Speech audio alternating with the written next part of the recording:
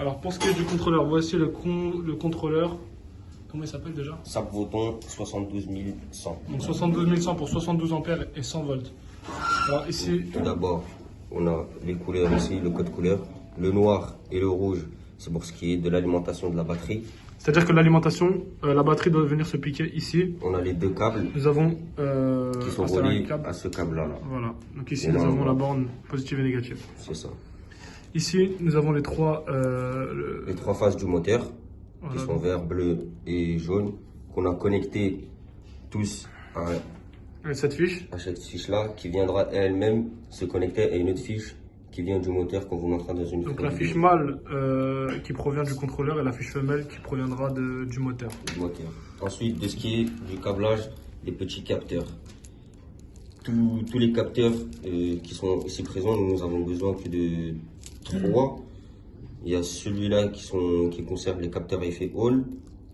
Donc les capteurs à effet Hall, en fait, il s'agit de capteurs qui vont capter la position, la température et d'autres données dans le moteur qui vont permettre d'augmenter les performances via le contrôleur. Ensuite, on a le throttle. Est-ce que le throttle, tu l'as en main? Il est branché. Donc le throttle, c'est celui-ci, c'est écrit dessus throttle 0 à 5 volts. Donc en fait, c'est là-dessus que vient se brancher l'accélérateur. Ici, on l'a connecté de façon bricolage, mais c'est juste pour faire des tests, histoire de ne pas faire... Condamné, disons, Ouais, les voilà. fils. Mais lorsque vous le ferez plus sérieusement, il faudra mettre des fiches dans ce style-là. une fiche mâle, une fiche femelle. Voilà, donc avec trois entrées, 3 sorties. Et aussi, ce qui est important, c'est ce câble-là, le câble ignition 72 volts. Celui-là, il faut le connecter impérativement à la borne qui provient de la batterie. Et ça sert en fait à alimenter le contrôleur et à ce qu'il démarre. Parce que s'il n'y a pas cette connexion-là, il ne démarre pas et on a passé...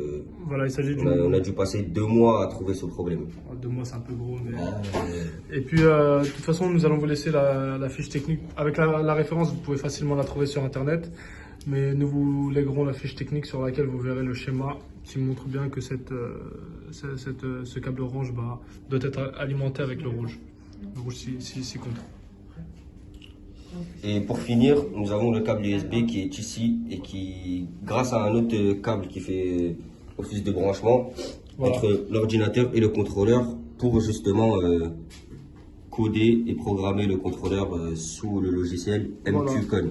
Donc la sortie femelle USB du contrôleur viendra se brancher avec cette partie, donc parce qu'on a un câble WSB.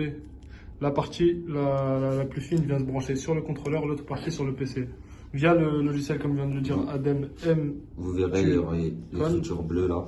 MQCON, vous pourrez programmer le contrôleur et c'est le problème que nous avons actuellement. Donc c'est à partir de là qu'il faudra commencer. C'est la raison pour laquelle il ne fonctionne pas pour le moment. Nous avons réussi à le faire tourner une fois, puis en changeant d'accélérateur, ça n'a plus fonctionné. Nous sommes confrontés à un problème de throttle, donc un problème d'accélérateur. Pourtant cet accélérateur est neuf, donc il faudra pallier à ce souci. Contrôleur MPPT, donc Maximum Point Power Tracking. Donc vous renseignerez sur la fonction de cet appareil. Donc il fait la liaison entre le module photovoltaïque et la batterie si présente. Donc nous avons 2 phases qui sont censées aller à la batterie. Nous avons débranché la batterie de façon à faire des branchements directs avec notre contrôleur car nous avions des soucis de fonctionnement. Donc ici il faudra brancher le module photovoltaïque. Nous avons un appareil qui a été fourni avec le MPPT lors de l'achat. Ouais, et celui-là, il sert à être branché au MPPT et afin d'avoir des retours sous son téléphone En Bluetooth. Donc nous avons cette petite fiche qui viendra se piquer Juste ici. N'hésitez pas à consulter la fiche technique disponible sur Internet pour savoir le fonctionnement plus technique, plus complet de cette technologie afin d'avoir des retours en Bluetooth. Dans tous les cas, dans une autre vidéo, on va vous montrer le schéma électrique afin de câbler L'ensemble des circuits électriques. Voilà, on vous fera on a conçu un Q Electrotech relativement complet et simple à comprendre. Et nous vous le commenterons de façon à bien vous expliquer. Nous avons également ici un HR qui lui va faire office réglage de la tension afin d'alimenter nos LED, nos lampes qui servent de feu de stop, qui sont imposées par le cahier des charges. Voilà, donc ce HR va convertir la tension de 48 volts qui provient de la batterie en 12 volts pour le fonctionnement, comme l'a dit Adam, de nos LED. Ce qu'il faut savoir aussi, c'est que les feux de stop fonctionnent à l'aide des freins. Et on peut voir là que chaque frein, ici et ici, est connecté au HR. De façon à faire office de contact. De contacteur. Afin de fermer le circuit et puis alimenter les LED, les feux stop. C'est ça, allumer la lampe une fois qu'on a appuyé sur le frein. Voilà. 6 contre, donc un arrêt d'urgence, rien de bien compliqué à comprendre. Nous vous expliquerons lors de la présentation du schéma électrique où est-ce qu'il est placé, pourquoi. Voilà, et aussi, ce qui est très important, c'est que lors de vos branchements, il faudra utiliser ces connectiques-là, qui sont très simples d'utilisation, qui se clipsent et déclipsent afin de retirer ou de rebrancher le câble. Voilà. C'est tout. Voici le moteur, donc L-Faster 48 volts commandé sur Amazon. Donc il s'agit d'un moteur de vélo. De base, nous étions partis pour un moteur de trottinette car les dimensions correspondent, mais le couple n'était pas assez important. C'est la raison pour laquelle on s'est tourné vers celui-ci. Et ce qu'il faut savoir, c'est que c'est un moteur synchrone triphasé. Voilà. Hein, il va être alimenté sur 3 phases. Ne dites pas qu'il est asynchrone, sinon M. Bruget va vous taper dessus. Et là, on a la fiche femelle qu'on vous parlait tout à l'heure dans la vidéo du contrôleur. La fiche alimentation. Voilà, elle est composée des 3 fils, hein, bleu, vert et jaune.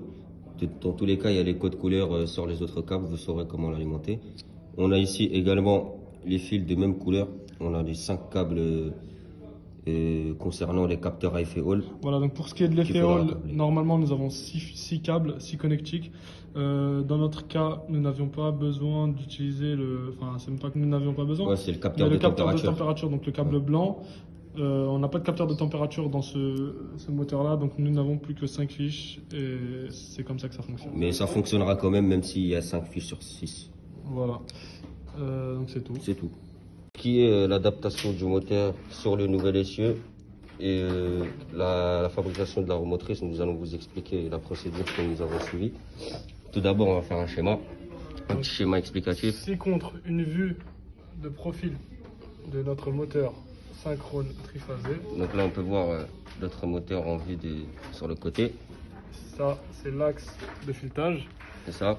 Donc dessus, nous aurons l'essieu. Donc l'essieu,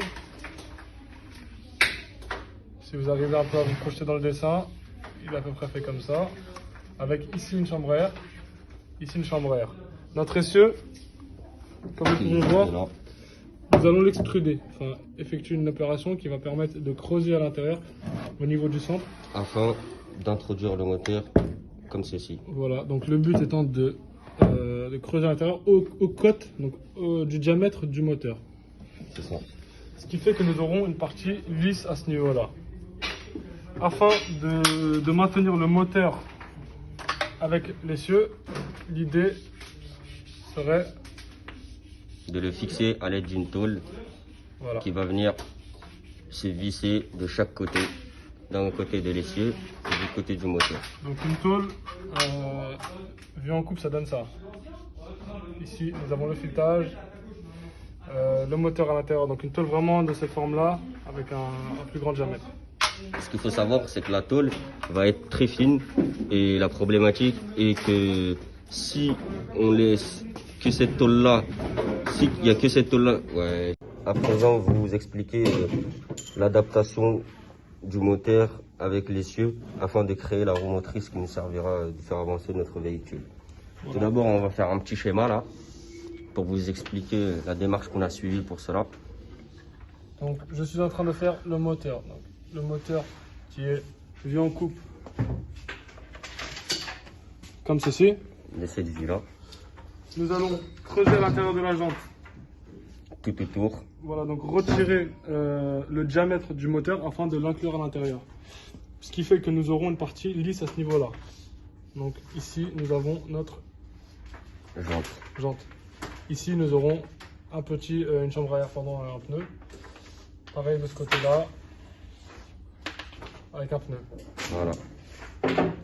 L'idée pour fixer les deux ensemble est d'adapter une tôle coupé de façon circulaire, donc comme ceci. Le problème étant qu'une tôle est la tôle étant un matériau très fin et sensible, si on laisse le système tel quel, la tôle risque de se déformer dû aux fortes contraintes. Donc on a envisagé une solution.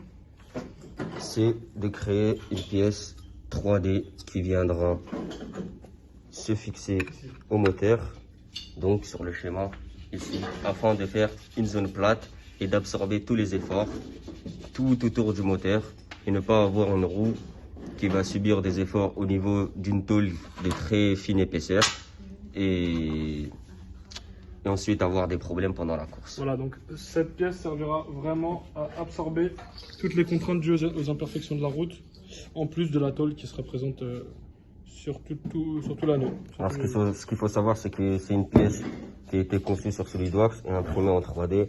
Donc pour l'instant, la pièce n'est pas parfaite, mais avec des petites modifications, ça sera au point et adapté au moteur. Voilà, donc l'idée par rapport à celle-ci, ce serait de réduire un petit peu cette cote, car elle est un petit peu trop large, et augmenter un petit peu aussi son épaisseur de façon à ce qu'elle dépasse un petit peu du moteur et absorbe vraiment les efforts. Car si elle est trop à l'intérieur, en fait elle ne sert à rien, elle ne sera pas en contact avec les cimes.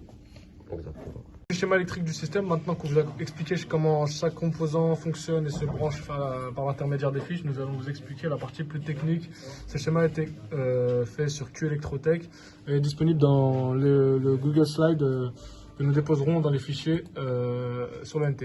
Et ce qu'il faut savoir, c'est que ce schéma-là, il sert à vous aider sur comment faire les branchements entre les composants. À la fin, une fois que tout est prêt, vous faites les branchements et c'est à l'aide de ces schémas que vous allez les faire et pas à l'aveugle, sinon monsieur Bécougier, il va vous taper. Donc nous avons le module photovoltaïque qui va se charger de générer l'énergie. Celle-ci passera par le MPPT régulateur qui lui chargera de traquer le point optimal de fonctionnement afin de produire un maximum d'énergie.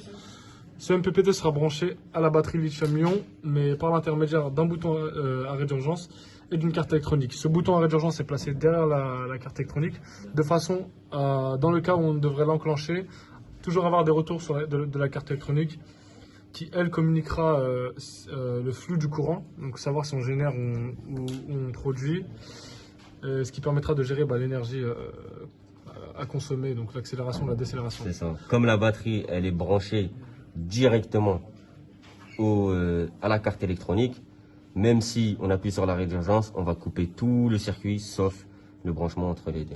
Voilà. En parallèle de celui-ci, attends, excuse-moi, ouais. nous aurons la carte électronique qui continuera à fonctionner, également cette partie-là, donc je te laisse expliquer. Ouais, cette partie-là qui concerne les freins et les feux stop qui nous sont imposés par le cahier des charges, nous avons un HR qui lui va adapter la tension pour les lampes qui servent de feu de stop, voilà. Et les freins qui font office de contacteurs pour allumer ou non les stops selon notre freinage. Voilà, donc l'idée c'est que même si on appuie sur, on enclenche l'arrêt d'urgence, on puisse quand même freiner et avoir des feux de stop.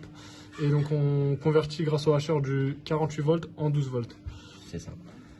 De l'autre côté de notre schéma, nous avons le contrôleur qui lui convertit notre courant continu monophasé en courant continu triphasé pour le distribuer au moteur. Nous avons les trois branchements ici là des trois phases du moteur et sur le côté nous avons les branchements des effet-hall que nous vous avons expliqué tout à l'heure dans la vidéo du contrôleur. Voilà, donc sur l'ENT vous aurez une vidéo explicative du fonctionnement du contrôleur, de ses branchements avec le moteur, du MPPT ainsi que de la batterie lithium-ion, également de cette partie-là. Enfin, vous aurez même cet élément-là fait par Farouk. Donc, toutes les ressources sont disponibles. Si vous manque des informations, n'hésitez pas à demander au professeur. Ils vous fourniront nos coordonnées.